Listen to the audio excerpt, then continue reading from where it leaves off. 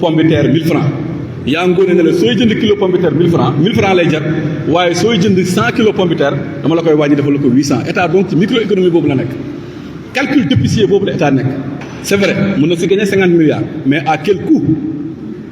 l'état risque de sacrifier toutes les petites et moyennes entreprises yu doon circuler ci marché boobu ndax léegi soo centraliser marché yi li mu lay andil mooy day am hausse des plafonds des marchés publics donc da ngay def benn commande boo xam ne au lieu nga jënd fii 10 machines fële 15 machines fële 3 machines fële 10 machines léegi dañuy def commande globale mu nekk milliers de machines bu état di jënd benn yoon loolu nag dafay exclure les petites et moyennes entreprises parce que code des marchés publics li mu wax mooy que léegi il faut nga am capacité financière am ay chiffre d'affaires yoo xam ne ay milliards lay doon am ay garantie yoo xam ne ay day dëgër bu baax a baax a baax donc dafa mel ni xale yi doon œuvre ci yooyu yëpp dafa mel ni dañuy daal di daanu su ko defee multinationales yi ak borom barke yu mag yi ak borom doole yu mag yi ñoom ñooy bëgg di gagner les marchés publics donc la politique de centralisation des marchés publics est un risque immense pour nos petites et moyennes entreprises donc ñu ngi wax gouvernement bi na teg loolu d'autant plus que am na lu gën a yomb lu mu def nee na 50 milliards la wut ci foofu nañu supprimer oto yi ñu bëgg jox assemblée nationale su ko defee ñu am foofu 50 milliards bàyyi ñi doon liggéey ci marché public yi nekk ay borom doole yu ndaw ñu continuer seen liggéey donc loolu d'abord dañ koy critiquer ci décision bi c'est une mauvaise décision et nous demandons solennellement à l'État de retirer cette décision qui ne peut pas avoir comme conséquence la suppression et la mort programmée de l'ensemble des petites et moyennes entreprises qui vivaient grâce à la supervision de l'État à travers la dévolution de la commande publique avec les petites et moyennes entreprises loolu benn bi la rek ci 100 milliards yi maanaam donc 100 milliards yi sax dafa mel ni 50 milliards yi ça sera au détriment des petites et moyennes entreprises donc loolu baaxul nga ñëw nag ci yeneen yi nga xam ne nag moo gën a grave bu njëkk bi ñu ne dañuy cibler les subventions pour en fin de compte diminuer la subvention loolu ñëpp d'accord nañ ne dafay am conséquence ci njëg yi ndax subvention boo ko supprimer rek njëg yi day gën a yokku day gën a métti ci askan bi donc ménage yi ñoom ñooy sonn borom kër yi ñooy bëgg di sonn balaa maa dee nag ñu ne waaw non dañuy def ciblage parce que il n'est pas question ñi nga xam ne ñu am doole ñoom ñu ñëw di leen subventionner Sénégal yi si kiim dafa lakkandoo ñëpp a néew doole ñëpp a sonn et puis beneen bi mooy politique de ciblage soo ko bëggee def ça sera très difficile à mettre en œuvre ndax bitig yi benn bitig lañ fu ñuy jaayee fenn la fu ñuy jëndee fenn la donc nan la ñuy def ba Moodu su demee ñoom ñu constaté ne Moodu am na xaalis donc dañ koy jaayee gaz 5000 wala 10 000 alors que Fatou bi ñu ne dafa néew doole su demee dañ koy jaayee 3000 bu ñu laajee état bi ne ko loolu ça sera très difficile à faire mu andi ñu beneen programme bu gën a garaawati mooy maanaam ciblage ba pare ñu teg ci ne ciblage bi mooy da ngeen di jëndee au prix du marché non subventionné suñu paree ñu ciblé ci yéen ñi nga xam ne dañ leen di verser chaque année xaalis wala chaque mois lu ñuy woowee cash transfert loolu nag économistes yu mag yi dañu ne loolu c'est pas totalement et toujours une très bonne idée ndax koo ñëw nekk ci àll bi doon jëndee gaz 3000 wala 4000 tey nga ne ko léegi 6000 wala 7000 wala 10 000 la koy jëndee waaye maa ngi lay dig ne weer bu jot dinaa la verser 20 000 francs wala 30 000 francs économistes yi dañu ne kooku du ko jëndee mukk gaz day dellu ci matt bi ba pare su ko jotee mu dem jëndee ko ceeb boo xam ne du ñàkk ceeb importé lay nekk donc dafay changer les habitudes de consommation loolu ci wàllu économie la ñu ngi leen di invité à un débat foofu suñu ñëwee ak ñun ñu waxtaan ak ñoom dinañ leen wan lan mooy inconvénient bu mesure yooyu beneen bi nga xam ne wax nañ ko mooy remise en cause des exonérations fiscales maanaam exonération fiscale yi dañ koy xoolaat bàyyi ci lu bëri foofu nag dama leen doon bëgg ñu taxaw ci seetlu ndax ñoom dégg nañ seen communicant yi te loolu yàgg nañ ko wax depuis opposition ñu ngi koy wax li ñu doon wax temps opposition ñoom bu ñu nekkee opposition mooy président Macky Sall dafay baal l'impôt les multinationales étrangères ñoom loolu la ñuy wax loolu du dëgg dañ koy démontrer tey mathématiquement ngeen comprendre ko soo leen laajee ñu ne waaw dañuy falaat exonération fiscale yi loolu mën nañ ci génne 900 milliards ndax rapport 2021 bi dafa war a ne exonération fiscale yi 900 milliards la donc loolu suñ ko bàyyee day mel ni 900 milliards moo ñëw duggaat ci kafaga réew mi ndax loolu mooy xaalis bi président Macky Sall si ñoom lu ñu wax moom mooy xaalis président Macky Sall doon baal multinationales étrangères yi loolu du dëgg te dama leen koy démontrer tey soo demee internet ngeen tapé rapport sur les dépenses fiscales mooy document bi may brandir nii rapport sur les dépenses fiscales le dernier rapport c'est le rapport qui date de 2021 da ngay def rapport sur les dépenses fiscales en 2021 da lay génne document bi document bi mooy tracé lépp fi président Macky Sall baale woon en termes d'exonération fiscale benn partie bi parce que man dama sax globalisé waxuma rek exonération j'ai parlé des dépenses fiscales qui englobe non seulement les exonérations fiscales mais bépp baale bu état sa baale mu ngi ci document bii c'est un document public de l'état du Sénégal ñoom ci loolu la ñu sukkandiku pour ne dañuy remettre en cause des exonérations fiscales loolu nag suma xarit Amidou Anne def na ci keroog benn conférence bu am solo dañuy wax ne exonération fiscale saa yu ñu ko déggee soit dafa nekk exonération boo xam ne dañuy woowee régime dérogatoire mooy lan fi ñu jàmbul mooy régime yoo xam ne code des investissements wala code des mines wala code général des impôts moo ko mettre en place te xam-xam moo tax mu mettre ko en place loolu mooy lan Sénégal bëgg na fu mel ni Casamance nit ñi investir fa emploi am fa croissance am fa développement am fa Sénégal bëgg na dëkk bu mel ni Caajaay nga xam ne tey ñu bëri ñuy investir peut-être duñ dem foofu ma tooñaale mooy monsieur le ministre bëgg nañu ñu fay investir ak fu mel ni Tamba donc état bi day def ay tarif préférentiel mun naa ko tuddee noonu pour que yow ñu motiver la nga dem foofu nga investir loolu la ñuy woowee régime dérogatoire état bi dafa bëgg secteur agriculture wala secteur des mines nit ñi investir fa pour Sénégal mën a dox pour économie mën a équilibrer loolu la ñuy woowee régime dérogatoire c'est des lois de la République ñu ne képp kuy investir fii soo ñëwee dañ lay baal impôt code des investissements moo wax loolu ak yeneen façon code yu mel ne ay code des mines ak yu mel noonu léegi nag soo exploité document bi soo jëlee kaaw régime dérogatoire yi nga xam ne dañ leen di baal simplement parce que dafa am logique économique de création d'emploi et de création de richesse 531 milliards la ñu baale ci 2021 dama leen di expliquer 800 milliards yi fa mu nekk 531 milliards yi nag lu ci ëpp c'est des entreprises privées mais logique bi nekk derrière c'est pas une logique fiscale c'est pas une logique de recouvrement de recettes mais c'est une logique économique ñooñu soo leen bàyyiwul ñu ñëw nga baal leen impôt du ñu investir Tamba Dakar la ñuy toog investir ñooñu soo leen baalul impôt du ñu investir Sénégal dañuy dem Togo wala ñu dem Côte d'Ivoire foofu la ñuy investir donc tey soo waxee nga ne la ngay remettre en cause des exonérations fiscales ñun suñu laaj mooy suñu sukkandikoo seen document dañ leen bëgg poser benn question est-ce que vous allez remettre en cause le code des investissements ak lépp lu mu am ci conséquences positives pour notre économie beneen bi ñu ne dañuy baale impôt lu tax en dehors des régimes dérogatoires il y a ce qu'on appelle le régime des droits communs maanaam ñi war a fay ñu baal leen donc wax naa la sànq ne la amul benn multinational buy ñëw Sénégal fii Sénégal baal ko ci teeyu bakkanam wala Sénégal baal ko ndax politique wala pour jàppale ndax xeeb sa économie déedéet dañ lay baal pour développer suñu économie donc remettre en cause des exonérations fiscales c'est remettre en cause l'investissement productif dans les secteurs productifs mais aussi dans certaines zones comme le monde rural wala dans certains secteurs comme l'agriculture et puis d'ailleurs c'est une vision très contradictoire avec ñoom lu ñu bëgg parce que ñaata yoon ngeen dégg seen ministre de l'économie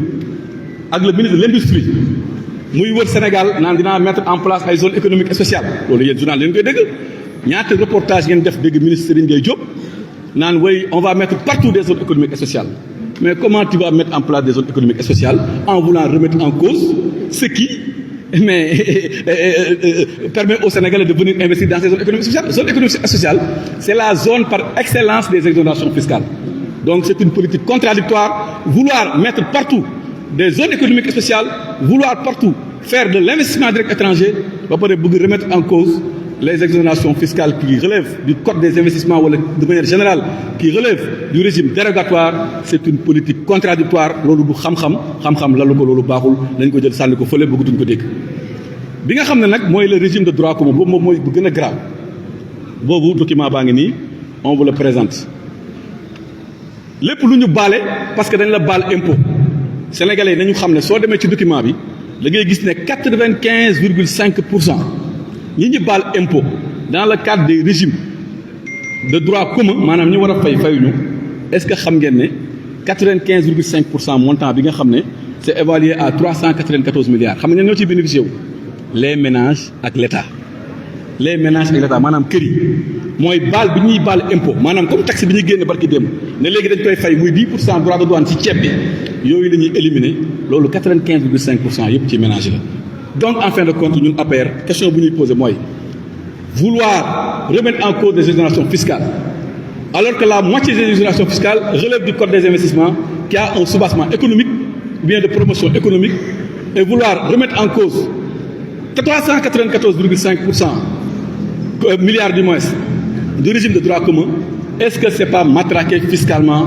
les ménages? Est-ce que c'est pas matraquer fiscalement l'État lui-même? Loolu c'est des questions qu'on pose. Samp nañ laaj nag jëme si ñoom xam naa ne sax duñu tontu ndax ñoom amuñu idée bu ñu tontee, amuñu xam-xam bu ñu tontee, saaga saboté wax lu ñaaw wax lu bon la ñuy tontee, loolu xam nañ ko, waaye na Sénégal xam dëgg bi bu mu féete. Loolu laa bëggoon wax ci matraquage fiscal bi nga xam ne moom lañ bëgg def à travers les exonérations fiscales. Loolu baaxul, idée bu bon la, nañ ko génnee sànni ko fële comme idée bu njëkk bi nu mu nekkee idée bu bon. Beneen idée bi ñu wax mooy nous ce que nous avons appelé aussi le matraquage fiscal, pour ne pas dire le banditisme ou bien le terrorisme fiscal, qui consiste à fiscaliser à tout va. lépp luy taxawaalu rek nga ne dinaa ci laaj dara dinaa ci am dara xale yi seen i sëy nga ne duñ ma raw dinañ ko laal ba sax Orange Money léegi dañu ne Orange Money ak Wave xam nga léegi fexe nañ ba Wave wàññi affaire yeeg yooyu état nee na léegi moom loo envoyé ci tey da ciy laaj dërëm wala fukki dërëm dina ko ci laaj état mu wax loolu nee na Orange Money képp ku envoyé sa morom état nee na day laaj. Est-ce que loolu yoon la est-ce que loolu dëgg la est-ce que du dëgg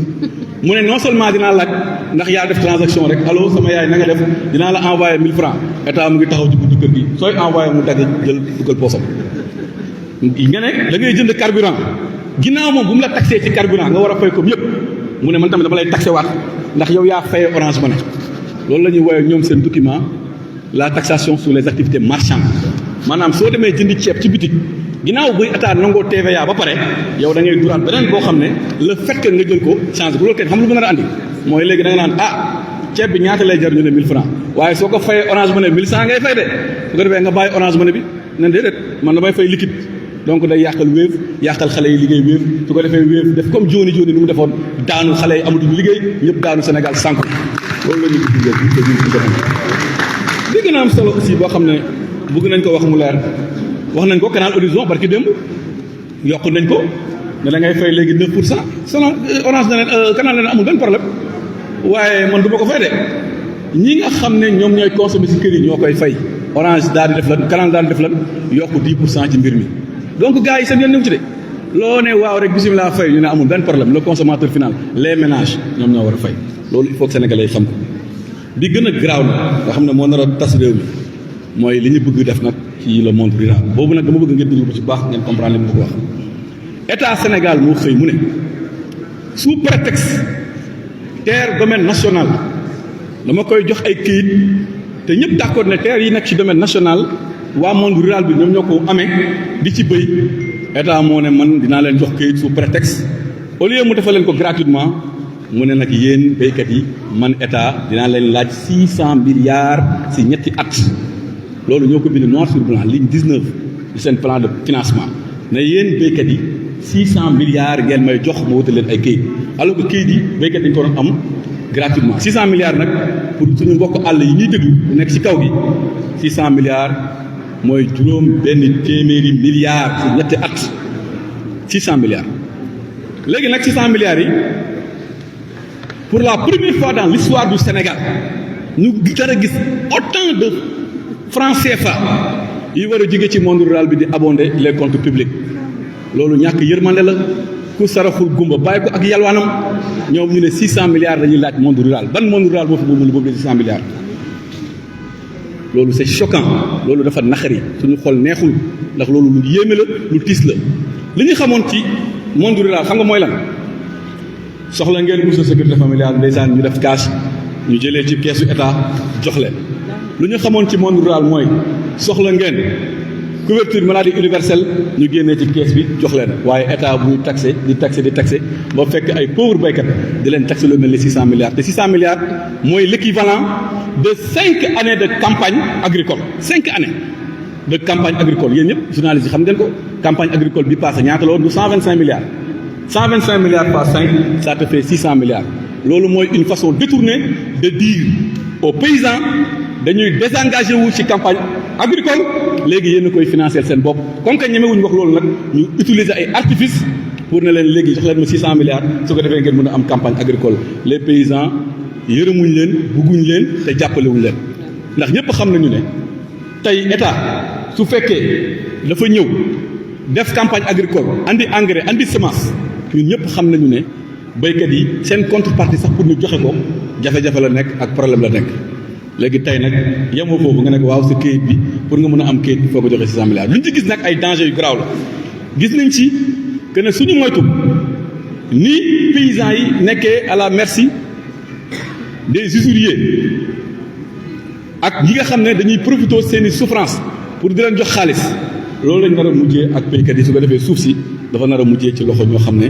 nekkuñu ay béykat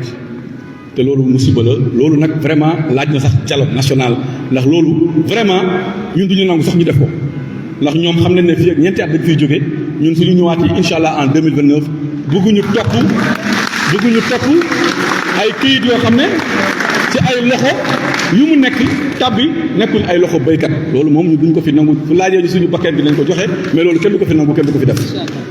waaye nag ñu ngi leen di ibbi buntu su fekkee bëgg nañ discuter dialoguer ñu xool lan mooy meilleure option loolu bëgg nañ ci wax naa nag ne d'accord naa ne jox béykat suuf lu am solo la waaye di ko laaj 600 milliards loolu musiba la parce que musul am ci àdduna c'est du jamais vu dans l'histoire du Sénégal man xool naa budget économique Sénégal depuis jamonoy tubaab bi sax deful woon loolu tubaab bi sax laajul 600 milliards les paysans tey ñuy laaj 600 milliards loolu les paysans et encore que 600 milliards c'est l'équivalent pour l'année 2025 de l'ensemble des impôts sur le revenu reçu de la part du secteur privé et des travailleurs du secteur public tey ñu bu ko laaj béykat yi loolu c'est musiba loolu kenn war ko nangu soo gisee ma taxaw si nag parce que dafa nekk lu yéeme lu doy waar béykat yi nag gaa yi bàyyeeguñ leen nee nañ leen gerte bi képp ku koy exporté ti dañuy imposer ay taxes bàyyiwuñ sax waa Casamance ak waa Sédhiou yi nga xam ne ñoom noix de cajou la ñuy def nee nañ ñu dañuy imposer ay taxes mais ñëpp xam nañ nu muy demee chinois buy exporté soo ko ne da ngaa war a fay taxe 10 francs wala 20 francs wala 30 francs béykat bi la koy facturé su ko defee béykat yi gën a daal donc loolu logique économique mooy ñoom duñu sonn dañuy ñëw rek taxé ko ki nga xam ne mooy jaay donc béykat bi état nee na léegi seen gerte bi jàpp leen ne képp ko leen ko jaay su ko waree exporté dina fay taxe donc jàpp leen ne yéen tamit du mooy dina métti si ñoom léegi donc soo jàngatee loolu yëpp li ngay seetlu mooy en économie dafa am principe bu am solo bu ñu doon jàngal en économie bu ñu nekk première année c'est le principe de l'état providence état providence nag benn économiste bu mag newul moo ko xalaat waaye moo ko gën a développé mu ngi tudd John Maynard Keynes moom moo ko développé mooy état boo xam ne dafa nekk à la disposition de ses populations loolu nag dafa am président bu mag boo xam ne président africain la moom moo ko gën a matérialiser ci liggéeyam ci vision am muy le président Macky Sall état providence mooy dinaa def ay